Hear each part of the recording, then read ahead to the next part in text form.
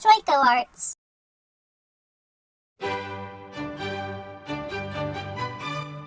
We see it in anime, we see it in video game consoles, we see it in toys made for the young and innocent, and then we also see it in toys made for the not so young and not so innocent. We see it on cars, we see it on trucks, we see it on motorcycles. We see it in dessert treats and political get-togethers. We also see it naturally in nature, such as flowers, animals, and even the sky.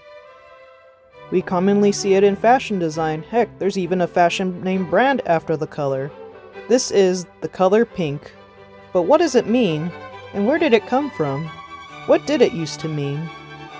Hello, my name is Joyco. As you can see, I'm wearing a pink clown crypto costume today. Today I'm going to be teaching you about the history of pink, where it came from, and how it came to be as a medium. One of the earliest known recordings of the mentioning of the color we know as today as pink was mentioned in 800 BCE by ancient Greek poet Homer. No, not that Homer. Homer had said in his poem, Odyssey, "When the child of the morning rosy-fingered dawn appeared, we admired the island and wandered all over it." Can you take a guess what he mean when he said rosy-fingered dawn? If you're thinking of the pink morning sky, that's pretty much what I had in mind. One thing that is important to understand was pink wasn't always recognized as a color in itself with its own name. In fact, that was only until like the 18th century.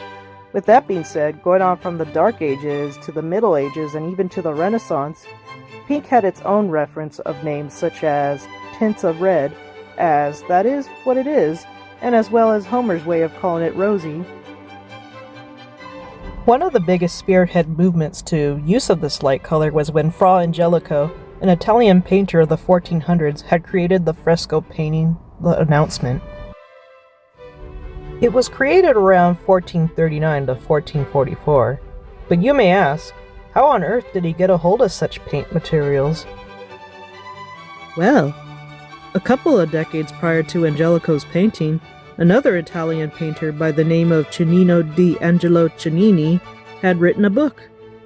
In his book, Cennino described the color as being mixed as a very light cyanopia mixed with St. John's white. But what is cyanopia? Cyanopia is just basically a fancy way of saying red ochre. But what is ochre? Taken from Oxford Dictionary, ochre can be described as an earthy pigment containing ferric oxide, typically with clay, varying from light yellow to brown to red. Well, that's one literal way of saying where on earth he got the paints from. Since the word pink wasn't exactly used to describe the color prior to the 18th century, let's just temporarily call it rosy when referring to such time frame. You can see that rosy-colored was used in instances where paintings depicted the resurrection of Christ. This fresco painting was done on the 15th century by Piero della Francesca. Here we have an illustration of a 17th century plague doctor wearing a rosy gown. Judging by the physique, I'm guessing this is likely a man, as women doctors were uncommon during the time.